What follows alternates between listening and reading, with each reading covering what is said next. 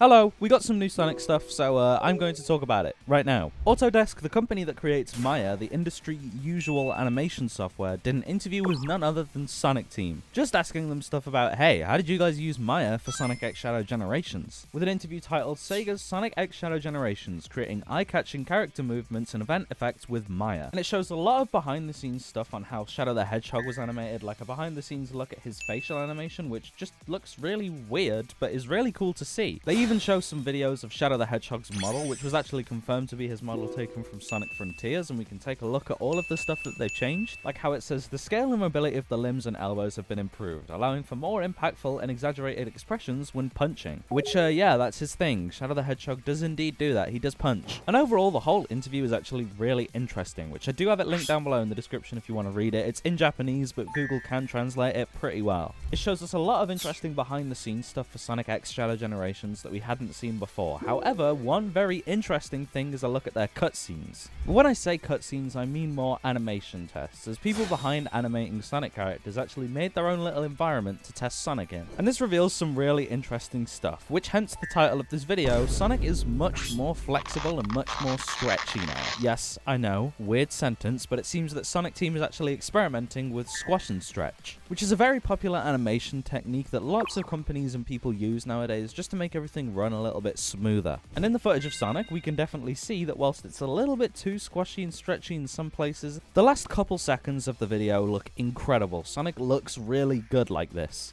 And it shows that they're trying to work on a much more scratchier and squashier, more flexible version of Sonic for some of his cutscenes, which I am all for. That's very exciting news that we're going to get a much more vibrant and fleshy, stretched out Sonic. I'm saying some of the worst things I think I've ever said. And overall, the whole interview just shows us a much more hopeful future for Sonic the Hedgehog. The animation for the cutscenes seems to be going up. And there's even some footage of where they ported a Sonic Generations cutscene into this model to try and make it more squashier, more stretchier, and it looks really good. It seems they're finally learning that since Sonic is going quick, he should be a lot more bouncy and silly and vibrant, and I like that. I'm sure there's people out there already saying, this is Sonic Frontiers 2, and this is what the next Sonic Frontiers game is going to look like. And whilst there's some Sonic Frontiers 2 stuff floating around, 9 times out of 10, it ends up being fake, and that's why I'm not covering it right now. However, this is official, and it's a good-looking future. With Sonic cutscenes are going to be getting better. Anyways, go check out the full interview. This is just the parts that interest me. Sonic is much more flexible, and that's always good. Anyways, thank you for watching, and like and subscribe as I'm the #1 Sonic stretchy flexible fan there is. Proven fact, by the way, that is a proven one, and I will see you in a bit. Goodbye!